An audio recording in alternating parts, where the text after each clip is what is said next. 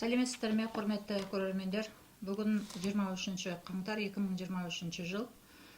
Біздің кеңсеге келіп отырған Дәулетхан Әбіл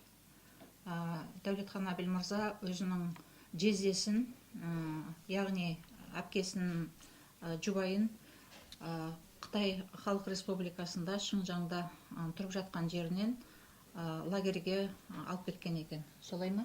Солай. Өзіңізді таныстырып, қайсы жерде тұрасыз, осы күні қашан келгенсіз Қазақстанға? Сол өзіңіз туралы біраз айта кетіңіз, сосын арызыңызға өтесіз. Ассаламағалейкум. Менің аты-жөнім Әбілұлы Дәулетхан, Қазақстанның азаматымын. 2004 жылы Қытайдың Баркөл Қазақтар ауданы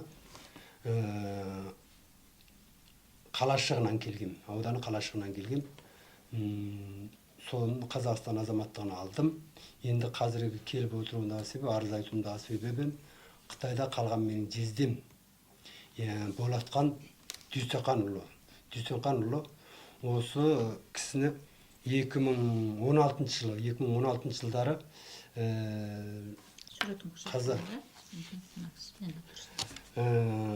Вичат тобында діни уағыз айтылатын топқа қосылып кеткендігі үшін бір жылға саяси лагерге алып кеткен.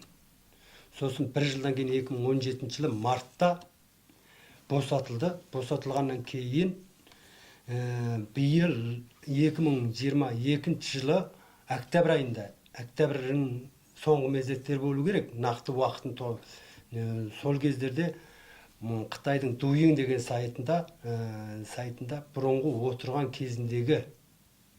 кезіндегі саяси лагерде болған жағдайларын ДУИңда айтып қойғандығы үшін алып кеткен.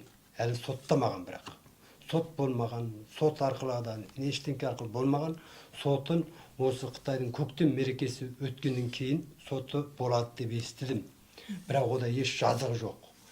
Сөз еркіндігін, өзінің сөйлеу еркіндігін Қытай чектеп отыр. Өзіндегі сөйлеу бостандығын бірақ чектеп, қазір семені асырап отырған менің әпекемнің күйеуі осы Болатхан Дүйсеқан, мен жездем болады ғой. Осыны алып кеткендігін үшін бір семья асыраушысы қалды. 14 және 16 жастарда екі қызы бар. Оқуда. Оқиды. Осыны асыраушысынан алып кетті. Сол үшін мен осы Қазақстанның және де басқа халықараның адамдық құқықтар ұйымынан осы жездемді босатып беруін өтінемін. Және де босатқаннан кейін бірден бұрын паспорты бар болатын, қазір уақыты өтіп кетті.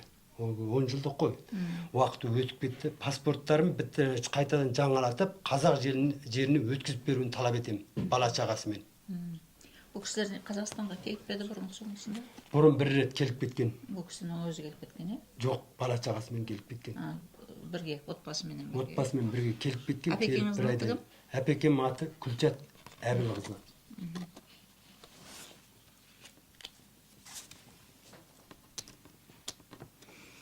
Тағы айтарыңыз бар ма?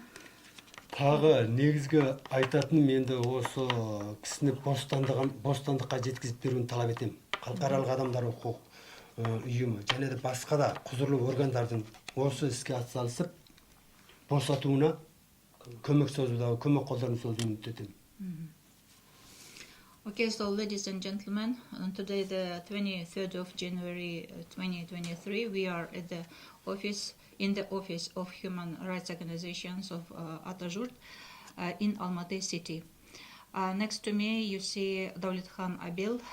He is a citizen of Kazakhstan, moved to Kazakhstan in 2004 with his family.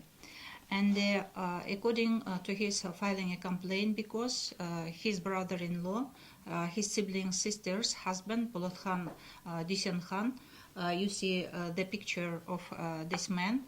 His ID card numbers 652222197309270011. He is a citizen of China living at the address Barkol, Kazakh Autonomous County, Xinjiang, China. In 2016, he was sent to a re-education camp accused of loading some kind of religious topic in his WeChat application and kept in the indoctrinate camp for a year.